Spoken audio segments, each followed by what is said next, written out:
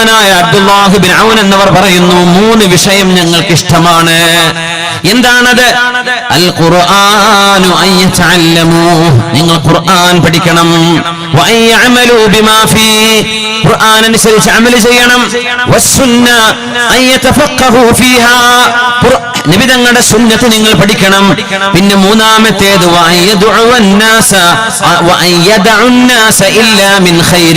ജനങ്ങളുടെ പിന്നാലെ നടക്കരുത്. ജനങ്ങളിൽ നിന്ന് വല്ലതും കിട്ടണമെന്ന് വിചാരിച്ച് അവരുടെ പിന്നാലെ പോവല്ലേ, അവർക്ക് നന്മ പഠിപ്പിച്ചു കൊടുക്കാൻ പോയിക്കോ എന്നല്ലാതെ ജനങ്ങളെ അവരുടെ കയ്യിൽ നിന്ന് എന്തെങ്കിലും കിട്ടാൻ വേണ്ടി ജനങ്ങളുടെ പിന്നാലെ നടക്കല്ലേ.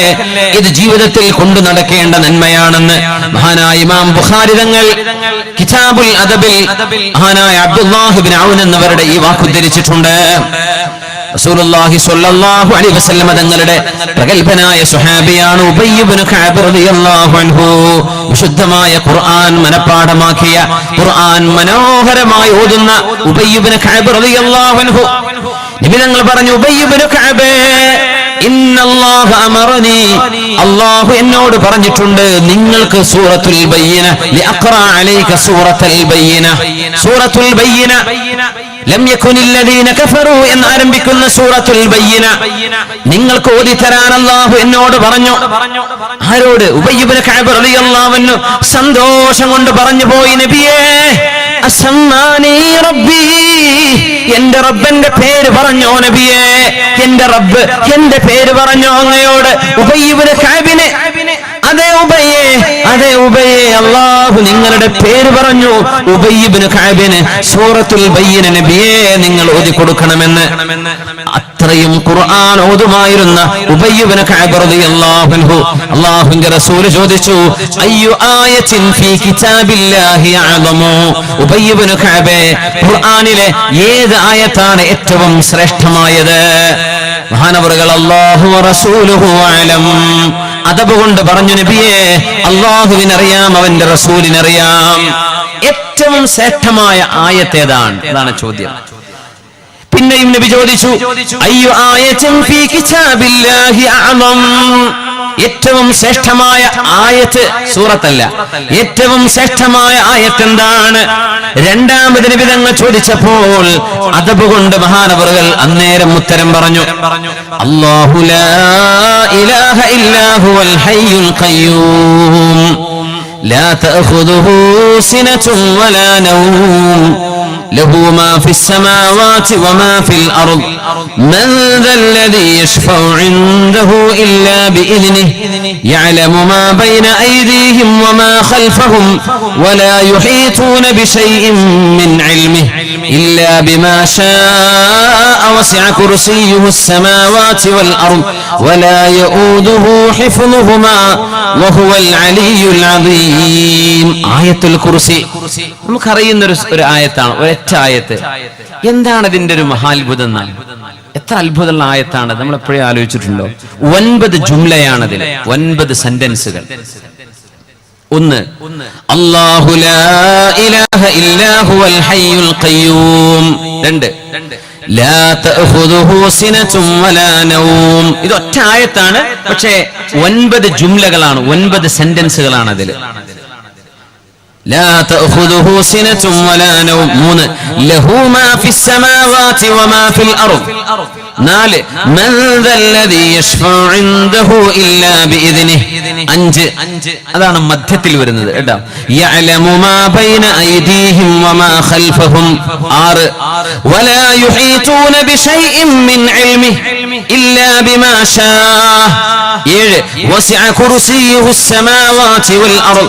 8, ولا يؤوده حفظهما. 9, وهو العلي العظيم. ഈ 9 ജുംലയായ ഒരായത്ത്, ഖുർആനിലെ ഏറ്റവും ശ്രേഷ്ഠമായ ആയത്ത്. ഉബയ്യ് ഇബ്നു കഅബ് എന്നവരോട് നബി തങ്ങൾ പറയുന്ന ഒരു വാക്കുണ്ട്, ഹദീസിന്റെ ബാക്കി പറയാം. ഇതിലെ അത്ഭുതം എന്താന്ന് വെച്ചാൽ, 1ാമത്തെ സെന്റൻസും 9ാമത്തതും ബന്ധമുള്ളതാണ്, 2ാമത്തേതും 8ാമത്തേതും ബന്ധമുള്ളതാണ്, മൂന്നാമത്തേതും ഏഴാമത്തേതും ബന്ധമുള്ളതാണ്, നാലാമത്തേതും ആറാമത്തേതും ബന്ധമുള്ളതാണ്. അതിന്റെ ഇടയിലാണ് നടുവിലേത്. യഅലമു മാ ബൈന ഐദീഹിം, അവർക്ക് മുമ്പുള്ളതും വമാ ഖൽഫഹും, അവർക്ക് പിറകിലുള്ളതും അല്ലാഹുവിനറിയാം. ആദ്യം അല്ലാഹു ലാ ഇലാഹ ഇല്ലാ ഹുവൽ ഹയ്യുൽ ഖയ്യൂം, അല്ലാഹു ഏകനാണ്, ആരാധനക്കർഹനായ അവനല്ലാതെ മറ്റാരുമില്ല. അൽ ഹയ്യുൽ ഖയ്യൂം, അല്ലാഹു എന്നെന്നും ജീവിച്ചിരിക്കുന്നവനാണ്, എല്ലാം നിയന്ത്രിക്കുന്നവനാണ്. ഖയ്യൂമാണ് അല്ലാഹു. അല്ലാഹുവിന്റെ ഇസ്മുകളിൽ എത്ര ഇസ്മാണ് ഇവിടെ പറഞ്ഞത്? എത്ര ഇസ്മ പറഞ്ഞു? 2. ഹയ്യ്, ഖയ്യൂം. അവസാനത്തേക്ക് വരും 9ാമത്തേത്. വഹുവൽ അലിയുൽ അദീം, അല്ലാഹു അലിയാണ്, അദീമാണ്. എത്ര ഇസ്മ പറഞ്ഞു അല്ലാഹുവിന്റെ? 2 ഇസ്മ. 2 ഇസ്മ ആദ്യം പറഞ്ഞു, 2 ഇസ്മ അവസാനത്തെ പറഞ്ഞു. 1 9, ഇനി 2 8. രണ്ടാമത്തേത് ലാ തഅഖുദുഹു സിനതുൻ വലാ നൗം, അല്ലാഹു സുബ്ഹാനഹു വ തആല എന്നെന്നും ജീവിച്ചിരിക്കുന്നവനാണ്, എല്ലാം നിയന്ത്രിക്കുന്നവനാണ്. നിയന്ത്രണം ഏറ്റെടുക്കുമ്പോൾ ക്ഷീണം വരും. മനുഷ്യന്മാർക്ക് അങ്ങനെയാണ്. അതാണ് ATM-ന്റെ ആൾക്കാർ ജ്വല്ലറിന്റെ മുമ്പിലൊക്കെ കസാരിട്ടിട്ട് കണ്ണ് കെട്ടിയിട്ട് ഉറങ്ങണ കണ്ടിട്ടില്ല ഞങ്ങള്? പാവങ്ങളെ ശമ്പളം ഹലാലാവുമെന്ന് അല്ലാഹു ആലം. അവിടെ ഉണർന്നിരിക്കാനാ ശമ്പളം കൊടുക്കുന്നത്, പാറാവുകാരന്റെ ഡ്യൂട്ടി. അങ്ങനെ കൂർക്കാൻ വലിച്ചുറങ്ങും. അവരെ കയ്യും കാലും കെട്ടിയിട്ടാ കള്ളന്മാരകത്ത് കയറില്ല അല്ലേ? അപ്പൊ ഒരു സ്ഥലത്ത് ഇങ്ങനെ നോക്കിയെന്നാൽ ഉറക്കം വരുന്ന സ്വാഭാവികമായി. അങ്ങനെ CCTV-യിലേക്ക് നോക്കിയെന്നാൽ ഉറക്കം വരും. ഈ കണ്ട തന്നെ കണ്ടുകൊണ്ടിരിക്കല്ലേ, ഉറക്കം വരും. അല്ലാഹു എല്ലാം നിയന്ത്രിക്കുന്നവനാണ്. എന്നിട്ട് അല്ലാഹ് എന്താ പറയുന്നത്?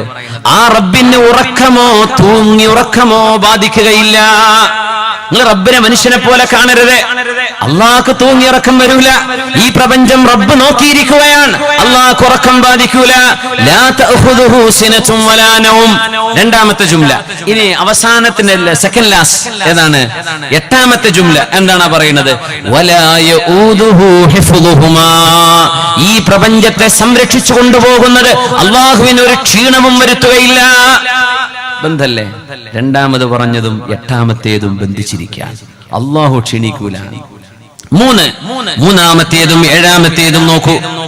ലഹു മാ ഫിസ് സമാവാതി വമാ ഫിൽ അർദ്, ആകാശഭൂമികളിലുള്ളത് മുഴുവനും അല്ലാഹുവിന്റെ മിൽക്കാണ്. അല്ലാഹുവിന് അധികാരമുണ്ട്, അല്ലാഹുവിന് അവകാശമുണ്ട്. അല്ലാഹു മലിക്കാണ്, അല്ലാഹു മാലിക്കാണ്. ഒരു പറമ്പിന്റെ ഉടമസ്ഥൻ എന്താ പറയാ? മാലിക്. ഒരുപാട് ജനങ്ങളെ ഭരിക്കുന്ന ആൾക്കാണ് രാജാവ്, മലിക് എന്ന് പറയാ. അല്ലാഹു മലിക്കാൻ, അല്ലാഹു മാലിക്കാൻ. ഭൂമി അല്ലാഹുവാണ്, മനുഷ്യരും അല്ലാഹുവിന്റേതാണ്. ഇവിടെ പറഞ്ഞത് അല്ലാഹുവിന്റെ മിൽക്ക്. ലഹു, അല്ലാഹുവിന് അവകാശപ്പെട്ടതാണ്. മാ ഫിസ് സമാവാതി വമാ ഫിൽ അർദ്, ആകാശഭൂമികളിലുള്ള സർവ്വതും അല്ലാഹുക്ക് അവകാശപ്പെട്ടതാണ്. അത് 3ാമത്തേത്. ഇനി 7ാമത്തേത് നോക്കൂ. വസിഅ കുർസിയുഹു സ്സമാവാതി വൽ അർദ്, അല്ലാഹുവിന്റെ അധികാരത്തിന്റെ കസേര, അല്ലാഹുവിന്റെ കുർസി പ്രപഞ്ചം മുഴുവനും ചൂഴ്ന്നു നിൽക്കുകയാണ്. ആകാശഭൂമികളുടെ അധികാരം അല്ലാഹുവിനാണ്. അല്ലാഹു മലിക്കാണ്. അതാ ഇവിടെ പറഞ്ഞത്. ആദ്യം പറഞ്ഞത് ആകാശഭൂമിയിലുള്ളത് മുഴുവനും റബ്ബിന് അവകാശപ്പെട്ടതാണ്. അല്ലാഹു മാലിക്കാണ്.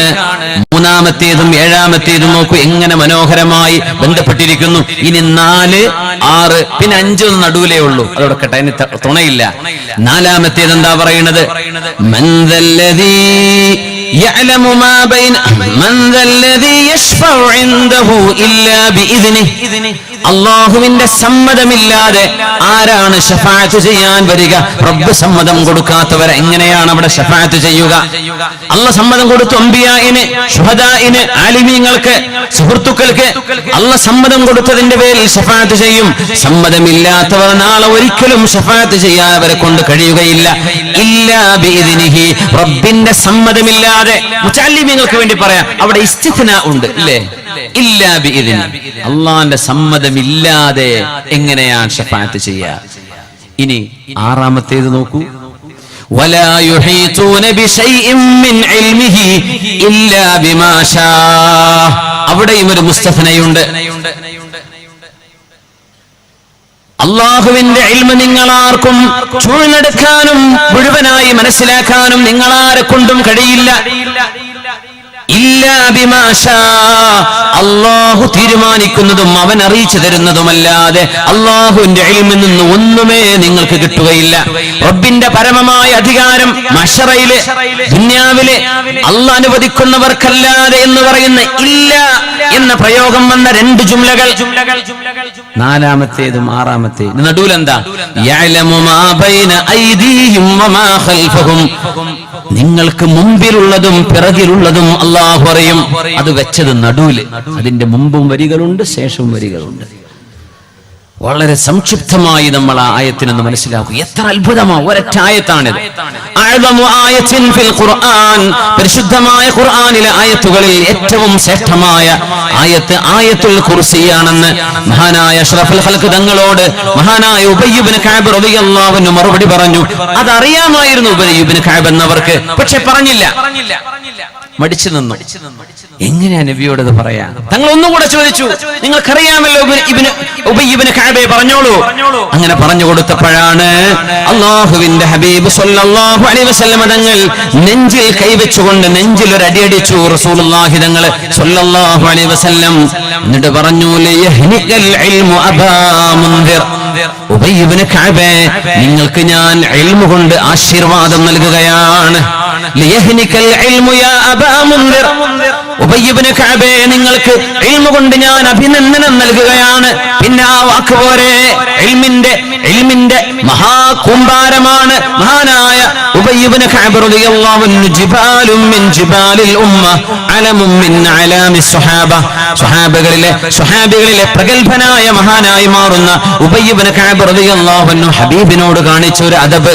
ആ ഉത്തരം പറയാൻ അബ്ദുല്ലാഹി ഇബ്നു ഉമർ എന്നവര് റളിയല്ലാഹു അൻഹുമാ, ഉമർ എന്നവരുടെ മകൻ ഒരു സദസ്സിൽ ഇരിക്കുമ്പോഴാണ് റസൂലുള്ളാഹി സ്വല്ലല്ലാഹു അലൈഹി വസല്ലം തങ്ങളുടെ അധ്യാപന രീതിയുണ്ട്, നബി തങ്ങളുടെ പഠിപ്പിക്കുന്ന രീതിയുണ്ട്. നമ്മളൊക്കെ ആദ്യം ബോർഡും എഴുതും, പകർത്തി എഴുതിക്കോളാം, പുസ്തകം തുറക്കുക, ഇന്ന പേജ് എടുക്കുക, വായിച്ചോളാം. ഇന്ന് അങ്ങനെയല്ലല്ലോ. ഇന്ന് അധ്യാപനം എത്ര വലിയ ജോലിയാണ്! സുബ്ഹാനല്ലാഹ്. എത്ര ഒരു ക്ലാസ് എടുക്കണമെങ്കിൽ, ഇപ്പൊ ഞാൻ ഈ വാദ് പറയാൻ ഇതിനു വേണ്ടി മുത്താല ചെയ്തത്ര എന്റെ സ്കൂളിൽ ഒരു പീരീഡ് പഠിപ്പിക്കാൻ ഞാൻ അധ്വാനിക്കണം. അത് കമ്പ്യൂട്ടറിൽ ടൈപ്പ് ചെയ്യണം, സ്ക്രീനിൽ കുട്ടികൾക്ക് കാണിച്ചു കൊടുക്കണം, അവരെ കൊണ്ട് ആക്ടിവിറ്റീസ് ചെയ്യിപ്പിക്കണം. 1 മണിക്കൂറാണ് അവിടുത്തെ ഒരു പീരീഡ് എന്റെ സ്കൂളിൽ.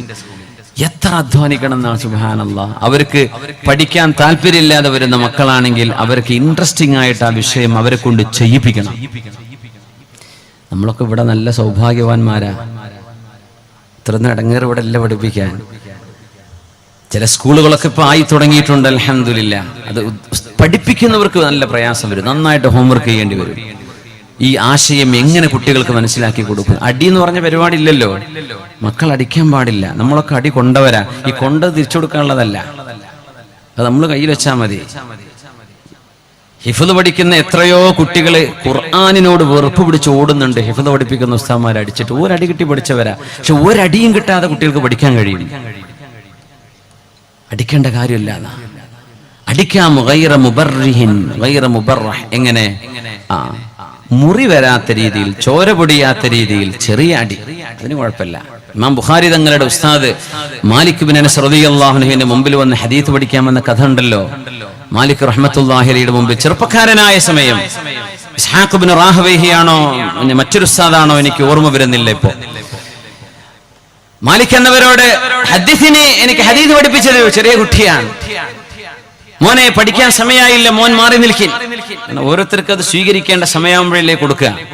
വലിയ വലിയ കിതാബ് തുഹ്ഫയും മഹല്ലൊക്കെ ഓതാൻ സമയമായിട്ടില്ല, ഫത്ഹുൽ മുഈൻ തുടങ്ങിയിട്ടില്ല, അപ്പോഴേക്കും തുഹ്ഫ മുറിച്ചു കൊടുക്കാൻ പറ്റില്ലല്ലോ. അത് കഴിഞ്ഞിട്ടല്ലേ അടുത്ത കിതാബിലേക്ക് പോകുള്ളൂ.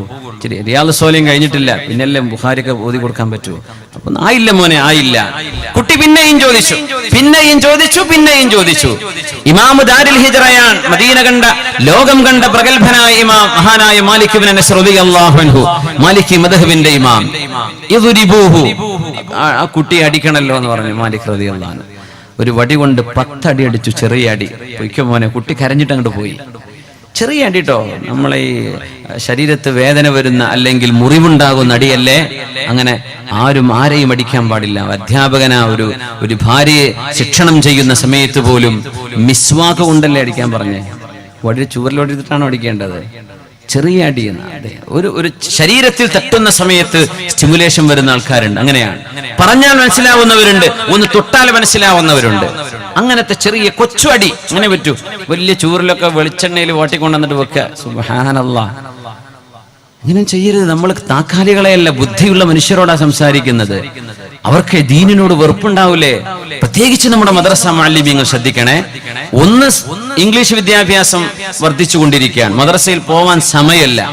സമയമുണ്ടാക്കി നമ്മുടെ മക്കൾ വന്നാൽ പിന്നെ കുട്ടിക്ക് വീട്ടിൽ വന്നാൽ ഇരിക്കാൻ പറ്റണില്ല, അടി കിട്ടിയിട്ട്. സുബ്ഹാനല്ലാഹ്, അവർക്ക് ദീനിനോട് വെറുപ്പായി പോകൂലേ? നമ്മുടെ മദ്രസയോട് വെറുപ്പാവൂലേ? അവര് പഠിച്ചു പോകുന്ന ലോകം നമ്മുടെ പഠിച്ച കാലം പോലെയാണോ ഇന്ന്? അല്ലല്ലോ. നമ്മൾ അതനുസരിച്ച് മാറണ്ടേ? അടിക്കാതെ പഠിപ്പിക്കാൻ പറ്റും, ചീത്ത വിളിക്കാതെ പഠിപ്പിക്കാൻ പറ്റും. ഞാനും വിചാരിച്ചിരുന്നു അതൊന്നും കഴിയൂല. നിങ്ങൾക്കിപ്പോ ചിലർക്ക് തോന്നുന്നുണ്ട് വെറുതെ പടായി പറയണ്ട, നമ്മളെ നാട്ടിലൊന്നും നടക്കാൻ പോണില്ല. ഞാനത് വിചാരിച്ചിരുന്നു.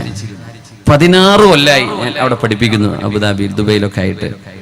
ഇതുവരെ ഒരു കുട്ടിയെയും അടിക്കേണ്ടി വന്നിട്ടില്ല. അവര് പഠിക്കുന്നുണ്ട്, അച്ചടക്കമുണ്ട്, ശരിക്ക് പഠിക്കുന്നുണ്ട്. അത് പഠിച്ചെടുക്കാൻ കുറച്ച് സമയമെടുത്തു കേട്ടോ. നമ്മളെ അടികിട്ടി പോയതല്ലേ. തൊടാൻ പാടില്ല എന്ന് അവിടുത്തെ നിയമം, ചീത്ത വിളിക്കാൻ പാടില്ല. ഒരു കുട്ടിയോട് ഷട്ടപ്പ് എന്ന് പറഞ്ഞാൽ ഉസ്താദിന്റെ വിസ പോയിട്ട് നാട്ടിലേക്ക് ക്യാൻസൽ അടിച്ചു വിടും. ആ വാക്ക് വളരെ മോശമായ വാക്കാണ്. കുട്ടികൾ ഒച്ച ഉണ്ടാക്കുമ്പോൾ മിണ്ടാണ്ടിരിക്കണം എന്ന് പറയാം. ബി ക്വയറ്റ്, അത്രേ പറയാൻ പറ്റുള്ളൂ. ക്വയറ്റ് പ്ലീസ് എന്ത് പറയരുത്. ഷട്ടപ്പ് എന്നൊക്കെ പറഞ്ഞാൽ പണി പോവും. അതൊക്കെ വളരെ മോശപ്പെട്ട വാക്കാണ്. വായടക്കി പിടിക്കുന്നതിന്റെ അർത്ഥം പറയാൻ പാടില്ല എന്ന വിദ്യാർത്ഥികളോട്. അപ്പൊ ചില നന്മകൾ നമ്മൾ കണ്ടറിയണം. അതുകൊണ്ട് ദയവ് ചെയ്ത് നമ്മുടെ മക്കൾക്ക് മദ്രസ വിദ്യാഭ്യാസം വെറുപ്പുണ്ടാക്കുന്ന രീതിയിൽ നമ്മൾ ഭയങ്കര ആക്കവും ഊക്കുള്ളൊരു മനുഷ്യനാവണം എന്നൊന്നും നിർബന്ധമല്ല. ഇൽമ പഠിപ്പിക്കാൻ വളരെ മെലിഞ്ഞ ആൾക്കും ശബ്ദം കുറഞ്ഞ ആൾക്കും ഒക്കെ പഠിപ്പിക്കാൻ പറ്റും. പേടിപ്പിക്കേണ്ട ആവശ്യമില്ല. പേടിക്കാതെ സ്നേഹത്തോടെ പഠിപ്പിക്കാൻ പറ്റും. പക്ഷെ അതൊരു ടീച്ചർ ട്രെയിനിങ് അല്ല. ഞാൻ അങ്ങനെ ചില കാര്യങ്ങളൊക്കെ ചില സ്കൂളുകളിലൊക്കെ ചെന്ന് പഠിപ്പിച്ചു കൊടുക്കാറുണ്ട്, ടീച്ചേഴ്സിന് എങ്ങനെയാണ് പഠിപ്പിക്കേണ്ടതെന്നതിനെ കുറിച്ച്. അപ്പോൾ അതിൽ വന്ന ചില ഓർമ്മകൾ നിങ്ങളുടെ മുമ്പിൽ വെറുതെ ഒന്ന് ഷെയർ ചെയ്യാണ്. മുതല്ലിമീങ്ങളൊക്കെ ഉള്ളത് കൊണ്ട് അവർക്ക് മനസ്സിലാക്കാൻ വേണ്ടി പറയാണ്. മാലിക് റളിയല്ലാഹു അൻഹുവിന് വലിയ സങ്കടമായി. നമ്മൾ ഇന്നത്തെ അടിക്കണ അടിയല്ല, മെല്ലെ മെല്ലെ അടിച്ചിട്ടുള്ളൂ. ആ കുട്ടി കരയാൻ തുടങ്ങിയപ്പോൾ മാലിക് എന്നവർ വിളിച്ചു. ആ കുട്ടിയാണ് ബുഖാരി ഇമാമിന്റെ ഷെയ്ഖായി മാറിയത്.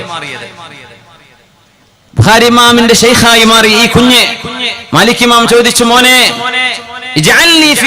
മോനെ എനിക്ക് മാപ്പ് താ, മോനെ എനിക്ക് പൊരുത്തപ്പെട്ടുതാ. ഞാൻ പൊരുത്തപ്പെട്ടു തരണമെങ്കിൽ ഓരോ അടിക്ക് പകരവും ഓരോ ഹദീസ് എനിക്ക് പറഞ്ഞു തരണം. എന്നാ ഇരിക്കും മോനെ. ഹദ്ദസനാ ഹമ്മാദുൻ അൻ ഫുലാനിൻ അൻ അബീ ഹുറൈറ അൻ നബി സല്ലല്ലാഹു അലൈഹി വസല്ലം. ഹദീസ് ഒന്ന് ഒരടിക്ക് പകരം. വെർട്ടസാതെ 10 അടി അടിച്ചിട്ടുണ്ട്, ഇനിയും 9 ഹദീസ് വേണം. 9 അടി, 8, 7, അവസാനം 10 ഹദീസ് പഠിപ്പിച്ചു കൊടുത്തപ്പോൾ അൽഹംദുലില്ലാഹ് സിദ്നി ദർബ വസിദ്നി ഹദീസ, അടിച്ചോളി ഹദീസ് പറഞ്ഞാൽ മതി, എനിക്ക് പ്രശ്നമില്ല. അങ്ങനത്തെ കുട്ടികളല്ല ഇന്നത്തെ രക്ഷിതാക്കളുടെ വാപ്പമാര്. ഒരു പറഞ്ഞേക്കുന്ന കുട്ടികളെ മാലിക് ഇമാമിൽ പഠിച്ച കുട്ടികളല്ല, അതും മനസ്സിലാക്കണം. അപ്പോ ഉദ്ഉ ഇലാ സബീലി റബ്ബിക ബിൽ ഹിക്മ വൽ മൗഇദത്തിൽ ഹസന. അങ്ങനെയാണ്. അല്ലാഹു സുബ്ഹാനഹു വ തആല നമുക്ക് ഇൽമ പഠിക്കാൻ തൗഫീഖ് നൽകട്ടെ. ആമീൻ യാ റബ്ബൽ ആലമീൻ. അബ്ദുല്ലാഹി ഇബ്നു ഉമർ എന്നവർ അവിടുന്ന് വരുന്നത്. നബി തങ്ങൾ ചോദിച്ചൊരു ചോദ്യം, ഹബീബിന്റെ അധ്യാപന രീതി വ്യത്യസ്തമാണ്. ഒരൊറ്റ ചോദ്യങ്ങൾ ചോദിക്കും നബി തങ്ങൾ. ഒരു ചോദ്യത്തിൽ നിന്നായിരിക്കും വലിയ ഒരു ക്ലാസിന്റെ ആരംഭം. ഇന്ന മിനശ്ശജരി ശജറതൻ മസലുഹാ കമസലിൽ മുഅ്മിൻ.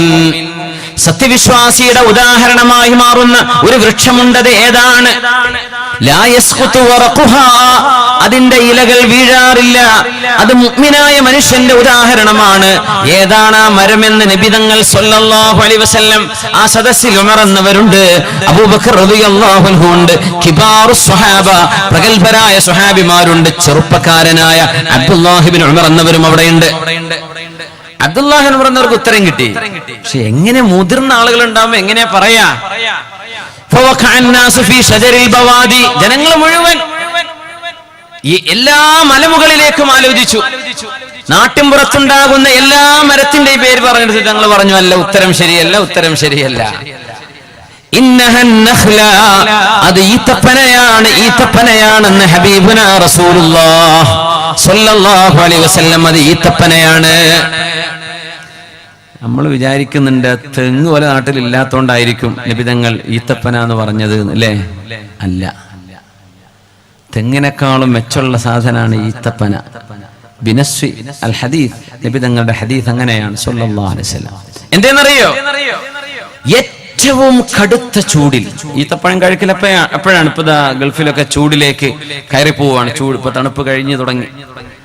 ഏറ്റവും കടുത്ത ചൂട്, നല്ല കത്തുന്ന ചൂടിലാണ് ഈത്തപ്പഴം കഴിക്കുക, അല്ലേ? ആണ്. കുറച്ച് വെള്ളം കൊടുത്താൽ മതി. ഒരു ബക്കറ്റ് വെള്ളം വേണ്ട, ഒരാഴ്ച പിന്നെ അതിനെ നനക്കേണ്ട കാര്യമില്ല. ഈത്തപ്പനയ്ക്ക് ഒറ്റ ബക്കറ്റ്, ഒരാഴ്ചയിൽ ഒരു ബക്കറ്റ് വെള്ളം മതി, ധാരാളം. ഏറ്റവും കടുത്ത ചൂടിൽ ഏറ്റവും കുറഞ്ഞ വെള്ളം സ്വീകരിച്ചിട്ട് നല്ല തണല് നൽകുകയും അതിന്റെ തടിയും അതിന്റെ ഓലയും അതിന്റെ വേരും എല്ലാം ഉപകാരപ്പെടുന്നതോടുകൂടെ ഏറ്റവും മധുരമുള്ള പഴം നൽകുന്ന അപൂർവമായ വൃക്ഷമാണ് ഈത്തപ്പന. നമ്മളെ തെങ്ങിന് വെള്ളം കൊടുക്കാൻ ഞാൻ ഉണങ്ങിപ്പോവില്ലേ? ഈത്തപ്പന ഉണങ്ങുന്നില്ലല്ലോ. എത്ര കടുത്ത് നമ്മളെ തെങ്ങൊക്കെ കൊണ്ടുവച്ചാൽ ഉണങ്ങിപ്പോവും. ഈത്തപ്പന കായ്ക്കുന്ന നാട്ടിൽ തെങ്ങിന് പിടിച്ച് അത്ര ചൂടല്ലേ? ഈത്തപ്പന ചൂടിൽ കരിഞ്ഞു പോകുന്നില്ല. ഒരു പണ്ഡിതൻ ഈ ഹദീസിനെ വ്യാഖ്യാനിച്ചിട്ട് ഇങ്ങനെ പറയുന്നത് ഞാൻ ശ്രദ്ധിച്ചു.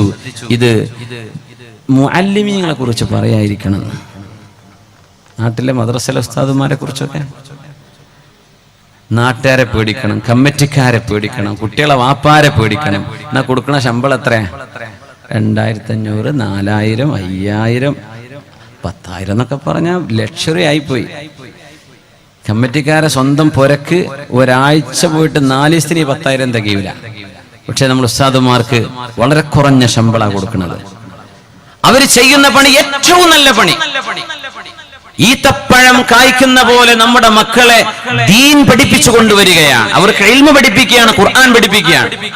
അത് ഏറ്റവും കടുത്ത ചൂടിൽ, നാട്ടുകാരുടെ ചൂട്, അവരുടെ മുതിർന്ന സീനിയർ ഉസ്താദുമാരുടേത്, നാട്ട് മഹല്ലുകാരുടേത്, കമ്മിറ്റിക്കാരുടേത്, എല്ലാം ഇതിന്റെയൊക്കെ ഇടയിൽ കുറഞ്ഞ വേതനം വാങ്ങിച്ച് ഈത്തപ്പന കുറഞ്ഞ വെള്ളം സ്വീകരിച്ച് കായ്ക്കുന്ന പോലെ തരുന്ന കായയോ ഏറ്റവും മധുരമുള്ള കായ.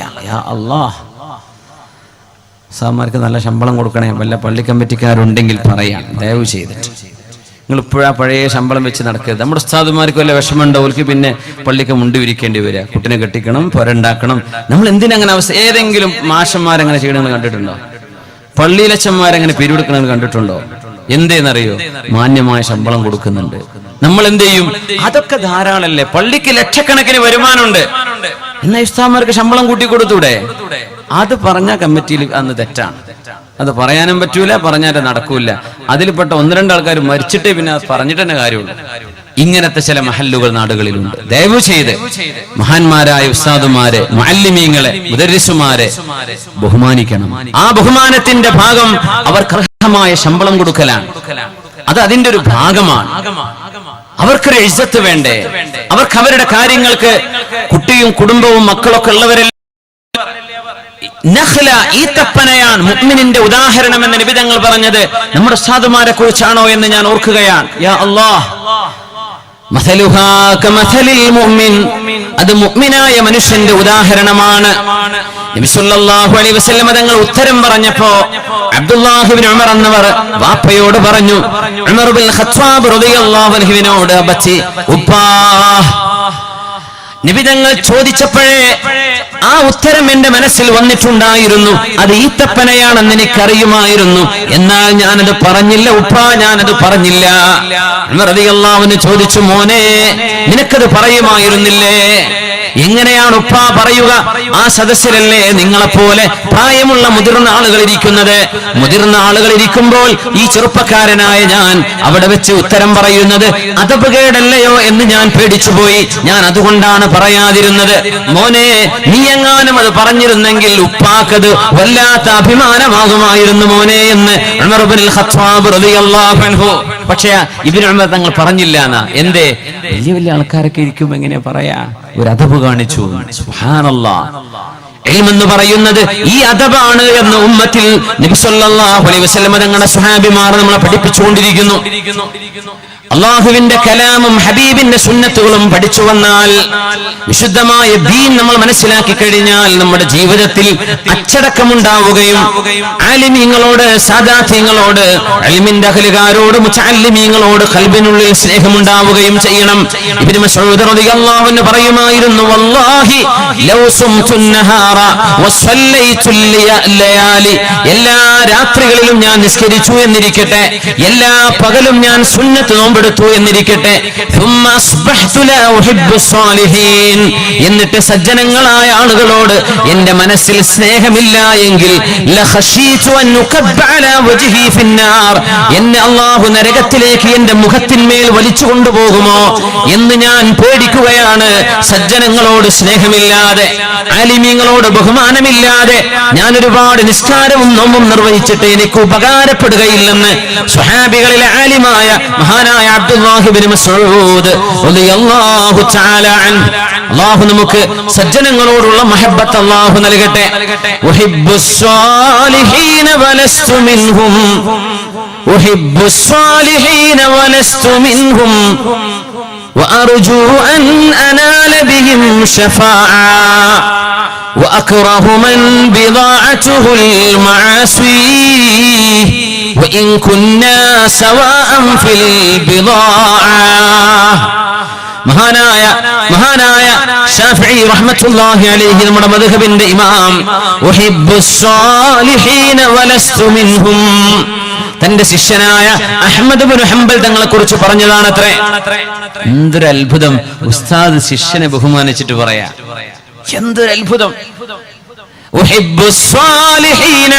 സജ്ജനങ്ങളോട് എനിക്ക് ഇഷ്ടമാണ്, വലസ്തു മിൻഹും, ഞാൻ ആ സജ്ജനങ്ങളിൽ പെട്ടവനല്ലെങ്കിലും എനിക്ക് സജ്ജനങ്ങളെ ഇഷ്ടമാണ്. നാളെ പരലോകത്തേക്ക് വരുമ്പോൾ അല്ലാഹു ശഫാഅത്ത് നൽകുമെന്ന് ഞാൻ പ്രതീക്ഷിക്കുന്നു, സജ്ജനങ്ങളെ സ്നേഹിച്ചതിന്റെ പേരിൽ. അത് നമുക്ക് ചെയ്യാൻ വല്ല പ്രയാസമുണ്ടോ? സ്വാലിഹീങ്ങളോട്, മഹത്തുക്കളോട്, ഉസ്താദുമാരോട് നമുക്ക് സ്നേഹം. എന്നിട്ട് ഇമാം മഹാനായ ശാഫിഈ തങ്ങൾ പറയുന്നു, വഅക്റഹു മൻ ബിദാഅതുൽ മആസി വഇൻ കുന്നാ സവാഅൻ ഫിൽ ബിദാഅ. തെറ്റ് ചെയ്യുന്ന ആളുകളോട് എനിക്ക് വെറുപ്പാണ്, ഞാനും തെറ്റ് ചെയ്യുന്നവനാണെങ്കിൽ തന്നെയും.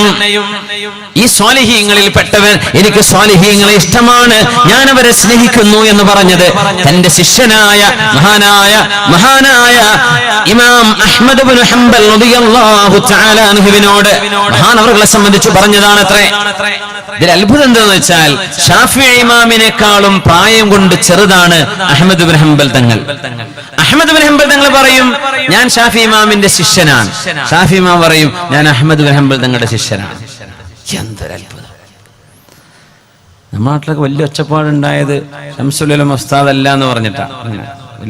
വലിയ വിഷമമാണത്. അങ്ങനെയൊന്നും പറയാൻ പാടില്ലായിരുന്നു. ഗുരുതുല്യനായൊരു മഹാനല്ലേ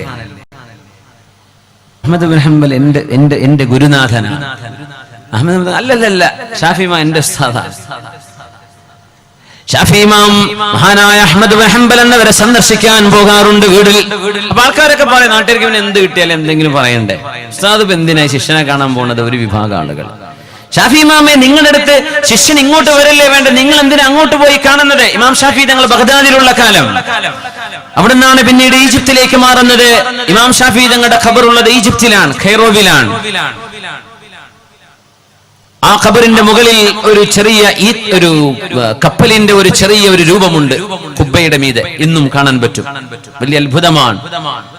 താഴെ ഇമാം ഷാഫി തങ്ങൾ, തൊട്ടുപുറത്ത് മഹാനായ സക്കരിയ അൽ അൻസ്വാരി തങ്ങളുടെ ഖബറുണ്ട്. ഷാഫി മദ്ഹബിൽ വന്ന പ്രഗൽഭനായ ഫഖീഹ്, 6 നൂറ്റാണ്ടിന്റെ വ്യത്യാസമുണ്ട് സക്കരിയ അൽ അൻസ്വാരി തങ്ങൾ ഇമാം ഷാഫി തങ്ങൾ തമ്മിൽ. പക്ഷേ രണ്ടുപേരും ഒരുമിച്ചാണ്, ഒരു മഖ്ബറയിലാണ്. ആ കുബ്ബയുടെ മീതെ ഒരു കപ്പലിന്റെ ഒരു ചെറിയ രൂപം അന്നുണ്ടാക്കി വെച്ചതാണ്. എന്തേ അറിയോ? കപ്പലോടുന്നത് സമുദ്രത്തിലാണ്, വിജ്ഞാനത്തിന്റെ കടലാണ്. ഈ കുബ്ബക്ക് താഴെ കിടക്കുന്ന ഇമാം ഷാഫിഈ എന്നറിയിക്കാൻ അന്നത്തെ ആളുകൾ ചെയ്തു വെച്ചൊരു ഹിക്മത്താണത്. ആ കപ്പലിന്റെ രൂപം താഴെ കിടക്കുന്നത് വിജ്ഞാനത്തിന്റെ കടലാണ്. കടലിലല്ലേ കപ്പലോടുക? അതിന്നും നമുക്കവിടെ കാണാൻ കഴിയും. ഞാനത് കണ്ടിട്ടുണ്ട്, കണ്ടവർ വേറെയുണ്ടായിരിക്കും. മാഷാ അല്ലാഹ്. ആളുകൾ പറയും ഇമാം ഷാഫി തങ്ങൾ അഹ്മദ് എന്നവരെ സന്ദർശിക്കാൻ പോകുമ്പോൾ അവര് പറയും, നിങ്ങൾ എന്തിനാണ് അഹ്മദ് എന്നവരെ സന്ദർശിക്കുന്നത്? നിങ്ങളുടെ അരികത്ത് അഹ്മദ് എന്നവർ വരികയല്ലേ വേണ്ടത്? നിങ്ങളെക്കാൾ പ്രായം കൊണ്ട് ചെറുതല്ലയോ? നിങ്ങളുടെ ശിഷ്യനല്ലയോ അഹ്മദ് ഇബ്നു ഹംബൽ റളിയല്ലാഹു അൻഹു? ഇമാം ഷാഫി തങ്ങൾ പറയും, ഇൻസാറനി ഫലിഫദ്ലിഹി ഔ സുർതുഹു ഫലിഫദ്ലിഹി. ഞാൻ അങ്ങോട്ട് ചെന്നാലും എന്റെ അരികത്തേക്ക് അഹ്മദ് ഇബ്നു ഹംബൽ വന്നാലും സ്ഥാനം അഹ്മദ് ഇബ്നു ഹംബൽ തങ്ങൾക്കാണ്.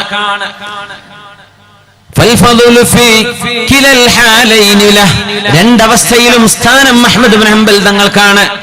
ആ മഹാനായ ശിഷ്യൻ അഹ്മദ് ഇബ്നു ഹംബൽ റളിയല്ലാഹു അൻഹു തന്റെ പ്രിയപ്പെട്ട ഉസ്താദിന് വേണ്ടി ദുആ ഇറക്കാത്ത രാവുകളില്ലായിരുന്നു. നമ്മൾ ദുആ ഇറക്കുമ്പോൾ സുന്നത്ത് നിസ്കാരങ്ങളിൽ സുജൂദിൽ കടന്ന് ദുആ ഇറക്കുന്ന കൂട്ടത്തിൽ ഇമാം ഷാഫി തങ്ങൾക്ക് വേണ്ടി അല്ലാഹുമ്മ ഗ്ഫിർ ലിശ്ശാഫിഈ എന്ന് മഹാനായ അഹ്മദ് ഇബ്നു ഹംബൽ എന്നവർ ഇമാം ഷാഫി തങ്ങൾക്ക് വേണ്ടി ദുആ ഇറക്കുന്നത് അഹ്മദ് ഇബ്നു ഹംബൽ എന്നവരുടെ മകൾ എന്നും ശ്രദ്ധിക്കാറുണ്ടായിരുന്നു. ഇമാം ഷാഫി തങ്ങൾ അടക്കമുള്ള തന്റെ ഗുരുനാഥന്മാരെ പേര് പറയാതെ അവർക്ക് ദുആ ഇറക്കാത്ത രാവുകൾ കടന്നുപോയിട്ടില്ല. നമ്മൾ ആരെങ്കിലും നമ്മളെ പഠിപ്പിച്ച ഉസ്താദുമാരെയോ സ്കൂളിൽ പഠിപ്പിച്ച മാഷുമാരെയോ ടീച്ചർമാരെയോ ആരോടെങ്കിലും ഒരു നന്ദി പറയാൻ എപ്പോഴെങ്കിലും പോകാറുണ്ടോ? എന്നെ പഠിപ്പിച്ചതിന് നന്ദി എന്ന് പറയാൻ നമ്മൾ പോകാറുണ്ടോ?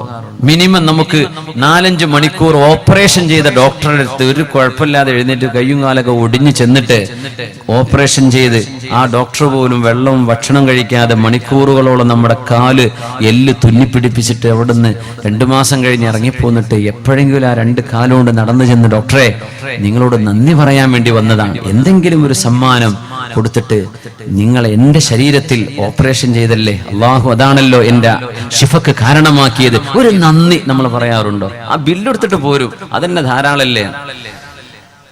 നന്ദി കാണിക്കണം എന്നാണ് നമ്മൾ. ഡോക്ടർമാരോട് നന്ദി കാണിക്കണം, ഗുരുനാഥന്മാരോട് നന്ദി കാണിക്കണം. അതിന് കാര്യം കിട്ടാൻ വേണ്ടി മാത്രം ചെല്ലുന്നവരുണ്ട്. അതല്ല, അങ്ങനെയല്ല. ഇബ്നു അബ്ബാസ് റളിയല്ലാഹു അൻഹു ശിഷ്യന്മാർക്ക് അങ്ങോട്ട് പൈസ കൊടുത്തിരുന്ന മുഅല്ലിമാണ്, മുദർരിസാണ് ഇബ്നു അബ്ബാസ് റളിയല്ലാഹു അൻഹു. കുട്ടികൾക്ക് ചെലവ് ഇബ്നു അബ്ബാസ് തങ്ങളെ കൊടുക്കുക. സുബ്ഹാനല്ലാഹ്. അഹ്മദ് ഇബ്നു ഹംബൽ റളിയല്ലാഹു അൻഹുവിന്റെ വീട്ടിൽ നിന്ന് വന്നപ്പോ മകൾ അന്ന് ശ്രദ്ധിച്ചു, ഉപ്പയോട് ചോദിച്ചു, ഉപ്പാ നിങ്ങൾ എന്നും ദുആ ചെയ്യുന്ന ഇമാം ഷാഫിയാണോ ഈ വന്നത്? ഇമാം ഷാഫിയാണോ ഈ വന്നിരിക്കുന്നത്? നിങ്ങൾ ദുആ ഇറക്കുന്ന നിങ്ങളുടെ ഗുരുനാഥൻ? അതേ മോളെ. അപ്പൊ മോൾക്ക് വല്ലാത്ത താല്പര്യം, കാര്യപ്പെട്ട ഒരാൾ വീട്ടിൽ വരികയാണ്, അപ്പൊ ഒന്ന് ശ്രദ്ധിക്കുക, ഒന്ന് വാച്ച് ചെയ്യും. അന്ന് അവിടെ ഭക്ഷണം കഴിച്ചു. ഇമാം ഷാഫി തങ്ങൾ അഹ്മദ് ഇബ്നു ഹംബൽ എന്നവരുടെ വീട്ടിൽ താമസിച്ചു. സുബഹി നിസ്കാരം കഴിഞ്ഞ് രാവിലെ മഹാനവറുകൾ പോവുകയാണ്. പോകുമ്പോ മോള് പറഞ്ഞു ഉപ്പയോട്, ഉപ്പാ നിങ്ങളുടെ ഗുരുനാഥൻ എന്ന ഇമാം ഷാഫിയെ എനിക്ക് വല്ലാത്ത ആദരവും ബഹുമാനവും തോന്നിയിരുന്നു, പക്ഷെ എനിക്ക് നിങ്ങളുടെ ഉസ്താദിൽ 3 കുഴപ്പങ്ങൾ എനിക്ക് കാണുന്നുണ്ടല്ലോ. അതെന്താ മോളെ? എന്താ മോളെ? ഒന്ന്, നിങ്ങളുടെ ഉസ്താദ് ഇന്നലെ കുറെ ഭക്ഷണം കഴിച്ചല്ലോ. പിന്നെ ഖിയാമുൽ ലൈൽ തഹജ്ജുദ് ഒന്നും കണ്ടില്ലല്ലോ, രാത്രി നിസ്കരിച്ചതൊന്നും കണ്ടില്ലല്ലോ, സുബഹിക്ക് ഓതോർത്തിട്ടില്ല. അഹ്മദ് ഇബ്നു ഹംബൽ എന്നവർ അല്ലാഹുമ്മ ലാ തുഖയ്യിബ് റജാഇ ഫീ, പടച്ചവനെ എന്റെ ഗുരുനാഥൻ അങ്ങനെ അബദ്ധം ചെയ്യുന്ന ആളല്ല, എന്നാലും എന്റെ മോള് ചോദിച്ചതുകൊണ്ട് ഗുരുനാഥനോട് അതിന്റെ ശരി ഉത്തരമെന്ന് ചോദിക്കണം. നമ്മളിതാണെങ്കിൽ വേഗം വാട്സപ്പിൽ വിടും അല്ലേ, എന്താ കാരണം, എന്താ സംഭവം, അതൊന്നും അന്വേഷിക്കേണ്ട കാര്യമില്ലല്ലോ, ഫളിഹത്താക്കലാണ് ലക്ഷ്യം.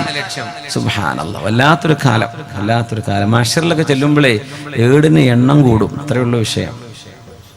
നമ്മൾ ഈ വിടുന്നതൊക്കെ അല്ലെങ്കിൽ കാണുമ്പോണ്ട്.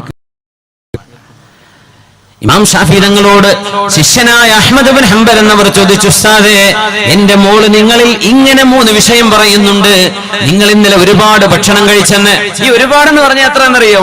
വയറിന്റെ 1/3. നബി തങ്ങളുടെ അധ്യാപനം അങ്ങനെയാണ്, സുലുസുൻ ലി തആമിഹി വസുലുസുൻ ലി ശറാബിഹി വസുലുസുൻ ലി നഫസി. അങ്ങനെയല്ലേ? വയറിന്റെ 1/3 ഭക്ഷണം, 1/3 വെള്ളം, 1/3 വായുവിന് എംറ്റി ആയിട്ട് കിടത്തണം എന്നാണ്. ആ 1/3 നിറയാൻ തന്നെ 10 പൊറോട്ടയൊക്കെ തിന്നണവരുണ്ട്. സുബ്ഹാനല്ലാഹ്. 1/3 ആയിട്ടുണ്ടാവുള്ളൂ ചിലപ്പോ. ഇമാം ഷാഫിഈ തങ്ങൾ വളരെ കുറച്ചേ ഭക്ഷണം കഴിക്കൂ, എന്നാൽ അന്നൊരൽപ്പം ഏറെ കഴിച്ചിട്ടുണ്ട്. ആ വിഷയമാണ് മോള് ചോദിക്കുന്നത്. അന്ന് ആലിമീങ്ങളൊന്നും അങ്ങനെ ഭക്ഷണം കഴിക്കൂലെന്നാ, വല്ലാതെ വയറ് ചാടിയ ഖുശബും മുസന്നദ അല്ലേ, അങ്ങനത്തെ മനുഷ്യന്മാരുണ്ടെന്ന് അല്ലേ. ഇദാ റഅയ്തഹും തുഅ്ജിബുക അജ്സാമുഹും, യാ അല്ലാഹ് എന്താ തടി മണ്ണൊക്കെ, എന്നിട്ട് അല്ലാഹു അക്ബർ ആ തൊണ്ടയിൽ നിന്ന് എടുത്തിട്ട് ഒരു സൗണ്ടും, ആ ഉള്ള സൗണ്ട് ഒറിജിനൽ പറഞ്ഞാൽ മതി, പേടിപ്പിക്കുന്ന സൗണ്ടും ആകാരവും. വലിയ തടിമണ്ണന്മാരായ ആലിമീങ്ങൾ അള്ളാഹുവിന്റെ വെറുപ്പാണ് എന്ന് ഹബീബുന റസൂലുള്ളാഹി സ്വല്ലല്ലാഹു അലൈഹി വസല്ലം. തടിയിലൊരു അർജന്റായി കുറച്ചോളി. ഇമാം ഷാഫിഈ തങ്ങളോടാണ് ചോദിക്കുന്നത്, ഗുരുനാഥരെ നിങ്ങൾ ഇന്നലെ ഒരുപാട് തിന്നെന്ന് പറഞ്ഞു, പിന്നെ മോള് പറഞ്ഞു നിങ്ങൾ രാത്രി തഹജ്ജുദ് നിസ്കരിച്ചിട്ടില്ലല്ലോ. മോൾ ഒന്നുകൂടെ പറഞ്ഞു ഒദു എടുത്തിട്ടില്ല സുബഹി നിസ്കരിക്കാൻ.